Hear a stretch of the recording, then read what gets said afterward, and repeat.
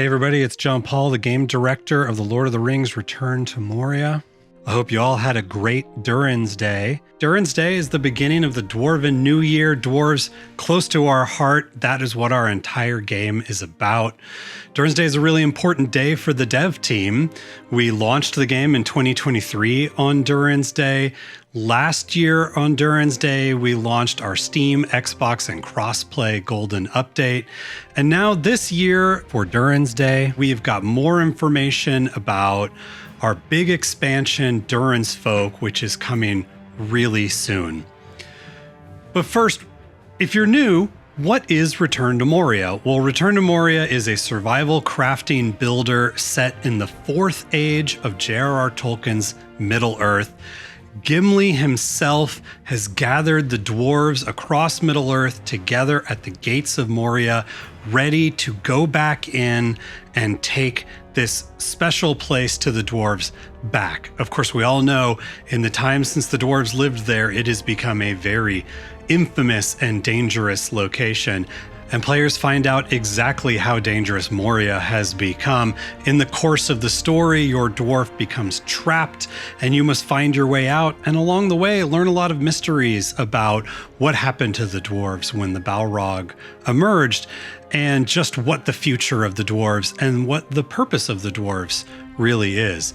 You will fight, you will craft, and you will build by yourself or with up to 8 players. And with our cross-play update last year, you can now play with anybody else on Steam, Epic, Xbox, and PlayStation 5. We have a thriving community in Discord, Reddit, YouTube, Steam communities that we're really proud of and that we listen to and talk to often. You can join our Forge Talks, which happen about once a month or so, where we talk about the game, talk about the development, and give sneak previews of what's coming. You know, we were at Comic-Con in San Diego this year, meeting players of the game, and we heard over and over again how families, siblings, groups of friends came together and just binged through the game. They showed us pictures of their dwarves, pictures of the builds that they created and what happened to them at the end of the story. So we feel really proud that we've made a game that groups of friends and families can come together and play. So as we cross into our 3rd year of updates and support for Return to Moria, let's recap a little bit about what's happened since our 1.0 back on Durin's Day 2023. In the first year of development, we really focused on improving that initial release. That includes adding in crossplay, launching on Xbox and Steam, adding in our sandbox mode where you can play, instead of a fully built out story, a more non-linear, more kind of randomly generated version of the world. We added difficulty settings. We improved our building system.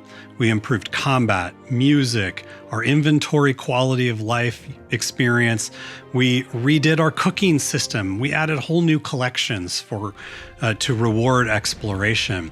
If you want to know more about all of the things we did in the first year, look below. We have a whole video where I go through all the things that we added.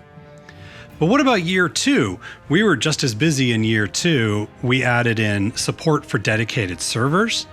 We added a cosmetic transmog where you can take any armor and turn it into a cosmetic on your wardrobe, so you can look the way you want to look regardless of what the stats of the armor you have in.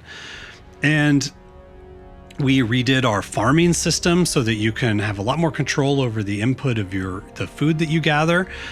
And we did as many bug fixes, quality of life that we could fit in. We also started adding more content through our low-priced content DLCs. We added a Rohan pack, we added an Orc Hunter pack, we added a Bjorn's Lodge pack, and we added the Int Crafting pack. So a lot of content through what we think is a very small price for the kinds of armor and new mechanics that were added in. But that's not all. We're not, now that we're satisfied with the initial release, it was really time to look towards the future and what is the next thing we're going to do. Our two biggest requests from the community was to bring more dwarves back in and to resettle Moria with non-player characters and to add on and build on the story. And that's exactly what we're going to be doing with our Durin's Folk expansion. We are going to be, with the King Under the Mountain's permission, time to start bringing a company of dwarves in to prepare for Durin's return. Now, we have a lot of previews scheduled between now and release. Today, I'm going to take you on a little tour of some of the new areas we're adding in this expansion. So let's go. I am high atop the peak of Xirax Ziggle. Here is Durin's Tower, the famed citadel of the Deathless himself. Here I'm going down. You can see there is pre-built architecture, everything made so that it can be destructible, repairable, and ready for you to make your most epic base possible. Durin's Tower is going to be available even before you get to Baranzanbar in the campaign, if you're lucky enough. Now I am standing at the Gate Stream in Holland, just outside the walls of Moria.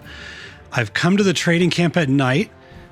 The traders don't sleep. They're always ready to trade with you. But I just love seeing this particular area at night. Let's go ahead and pull out a torch, though. It is a little dark. And let's go talk to the trader from Rohan. So this is a dwarf who goes back and forth between Rohan. And you can see there are things that the Rohirrim want. These are things that are within Moria. And these are the things that they are offering. So if I fulfill their orders, I earn reputation with the Rohan trader, and I can use that to purchase the things that I want. Here I am standing looking down on the Dimril Dale. Just outside the Dimril Gate, a recruiting camp has been set up by dwarves who have come and want to join the company in Moria. So let's go find somebody that we can add to our delving. Here you can see the gate. Okay, let's go talk to this dwarf. We can walk up. Sometimes I'll have something to say. In this case, I'm just going to look at their details. So this one has got a skill in masonry, good at repairing if I give them a hammer. Let's go ahead and recruit them. We'll pay their wages in advance. And let's send them on to my delving. Speaking of that delving, I've got a smallish one, about 8 to 10 dwarves. Let's go take a look. So here's what I am calling New Westgate. So let's head on in and see what everybody is up to in the late afternoon. So just ahead of me is a little crafting area. I've set this up for the blacksmith and the metal worker. They're hard at work. Let's come over here, and you see I've made a spot for Eric to move in. Eric the Raven, I can always ask him for advice.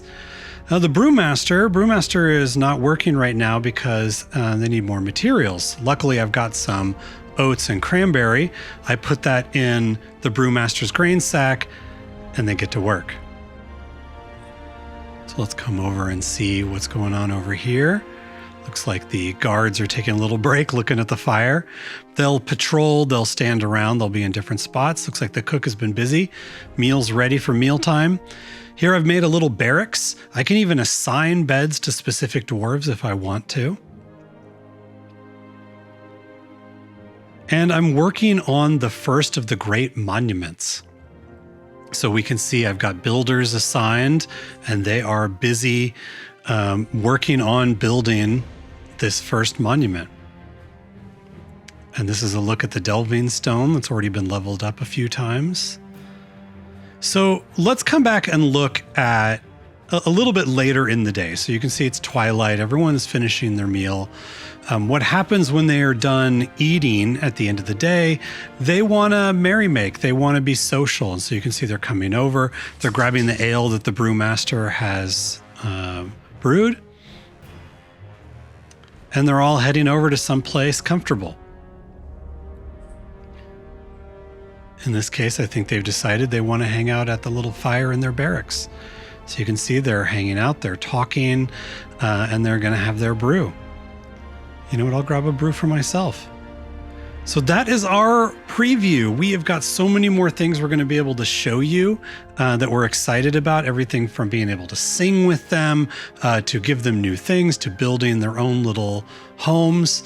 So thank you for watching the sneak preview of Durin's Folk.